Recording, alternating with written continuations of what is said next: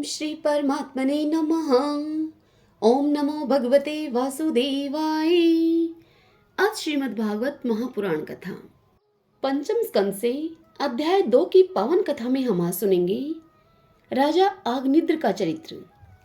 श्री शुकदेव जी कहते हैं कि हे परीक्षित, पिता प्रियव्रत के इस प्रकार तपस्या में संलग्न हो जाने पर राजा आग्निद्र उनकी आज्ञा का अनुसरण करते हुए जम्बूद्वीप की प्रजा का धर्म अनुसार पुत्रवत पालन करने लगे। अब एक बार वे पितरलोक की कामना से सतपुत्र प्राप्ति के लिए पूजा की सब सामग्री जुटाकर सुर सुंदरियों के क्रीड़ा स्थल मंदराचल की एक घाटी में गए और तपस्या में तत्पर होकर एकाग्रचित से प्रजापतियों के पति श्री ब्रह्मा जी की आराधना करने लगे। आदिदेव भगवान ब्रह्मा जी ने उनकी अभिलाषा जान ली, अतः अपनी सभा की गायिका पूर्वचिति नाम की अप्सरा को उनके पास भेज दिया।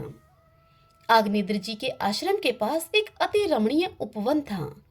वह अप्सरा उसी में विचरण करने लगी। अब उस उपवन में तरह तरह के सघन सरोवरों की शाखाओं पर स्वर्ण लताएं फैली हुई थीं। उन पर बैठे हुए मयूर आदि कई प्रकार के स्थलचारी पक्षियों के जोड़े सुमधुर बोली बोल रहे थे।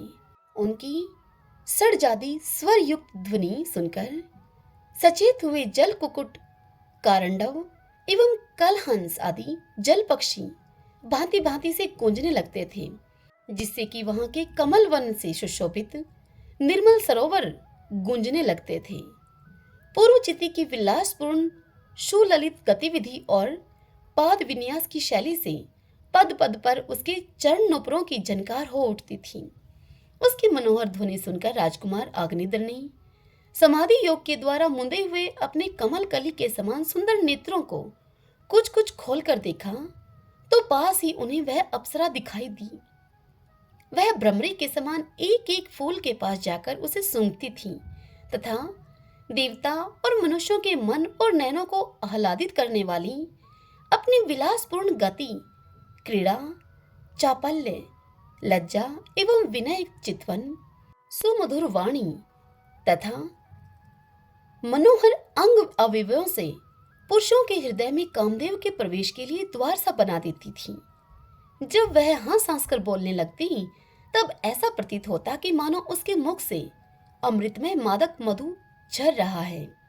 उसके निःश्वास के गंध से मदान्ध होकर भंवरे उसके मुख कमल को घेर लेते। तब वह उनसे बचने के लिए जल्दी जल्दी पैर उठाकर चलती तो उसके कुछ कलश, वेणी और करधनी हिलने से बड़े ही सुहावने लगते।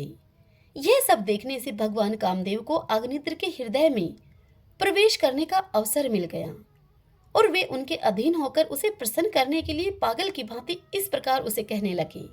हे मुनिवर्य, तुम कौन हो? इस पर्वत पर तुम क्या करना चाहते हो? तुम परम पुरुष श्री नारायण की कोई माया तो नहीं हो? बहु की ओर संकेत करते हुए कहा कि हे सखे, तुमने ये बिना डोरी के तो धनुष क्यों धारण कर रखे हैं? क्या इनसे तुम्हारा कोई अपना प्रयोजन है अथवा इस संसारण्य में मुझ जैसे मतवाले मृगों का शिकार करना चाहते हो? कटाक्षों को लक्ष्य करते हुए इस प्रकार से कहा, तुम्हारे ये 2 बाण तो बड़े ही सुंदर और पैने हैं। आहो, इनके कमल दल के पंख हैं, देखने में बड़े शांत हैं और हैं भी पंखहीन। यहाँ वन में विचरते हुए तुम इन्हें किस पर छोड़ना चाहते हो?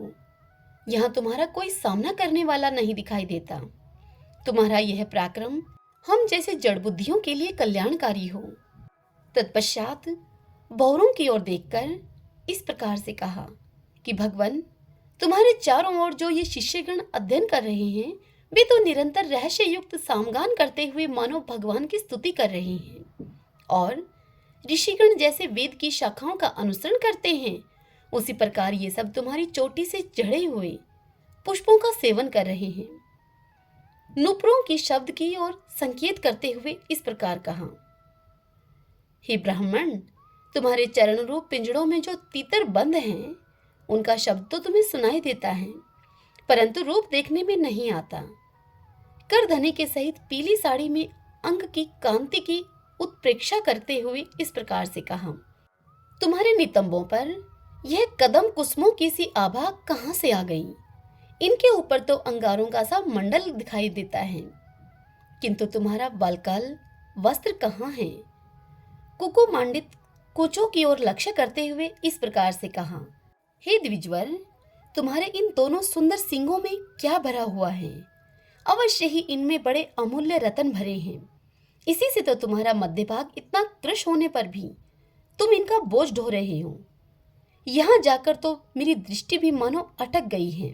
और शुभग, इन सींगों पर तुमने यह लाल लाल लेप सा क्या लगा रखा है? इसकी गंध से तो मेरा सारा आश्रम महक उठा है।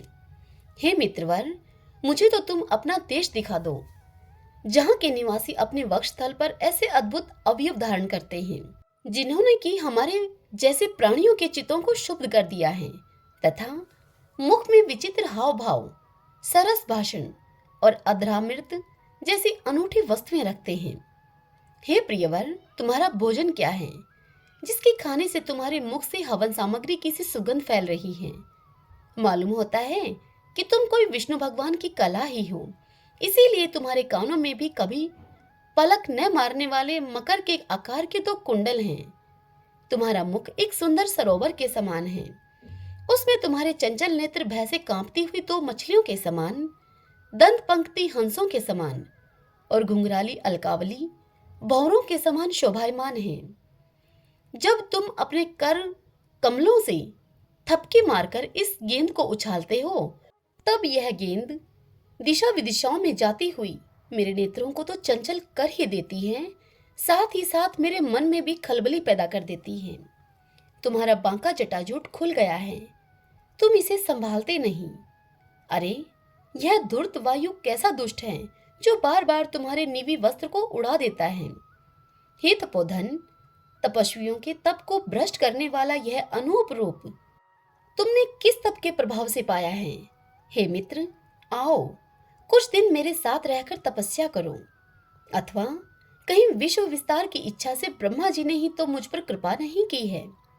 सचमुच तुम ब्रह्मा जी की ही प्यारी देन हो। अब मैं तुम्हें नहीं छोड़ सकता। तुम में तो मेरे मन और नयन ऐसे उलझ गए हैं कि अन्यत्र जाना ही नहीं चाहते। सुंदर सींगों वाली, तुम्हारा जहां मन हो, मुझे भी तुम वहीं ले चलो। मैं तो तुम्हारा अनुचर हूँ, और तुम्हारी यह मंगलमयी सखियां भी हमारे ही साथ रहें। श्री शुकदेव जी कथा सुनाते हुए परीक्षित से आगे कहते हैं कि हे राजन, आग्निद्र देवताओं के समान बुद्धिमान और स्त्रियों को प्रसन्न करने में बड़े कुशल थे। उन्होंने इसी प्रकार की रति चातुर्मय मीठी मीठी बातों से उस अप्सरा को प्रसन्न कर लिया। वीर समाज में अग्रगण्य आग्निद्र की बुद्धि, शील, रूप, अवस्था, लक्ष्मी और उदारता से आकर्षित होकर वह अप्सरा उन जम्बूद्वीप अधिपति के साथ कई हजार वर्षों तक पृथ्वी और स्वर्ग के भोग भोगती रही। तदंतर नृपवर अग्निद्र ने उसके गर्भ से नाभि, किमपुरुष, हरिवर्ष, इलावर्त, रम्यक, हिरण्मय, कुरु, भद्राश्व और केतुमाल नाम के 9 पुत्र उत्पन्न किए। इस प्रकार 9 वर्ष में प्रतिवर्ष एक के क्रम से 9 पुत्र उत्पन्न करके पूर्वचिति उन्हें राजभवन में ही छोड़कर फिर ब्रह्मा जी की सेवा में उपस्थित हो गई। आग्निद्र के पुत्र माता के अनुग्रह से स्वभाव से ही सुडौल और सबल शरीर वाले थे। आग्निद्र ने जम्बूद्वीप के विभाग करके उन्हीं के समान नाम वाले 9 वर्ष अर्थात भूखंड बनाए।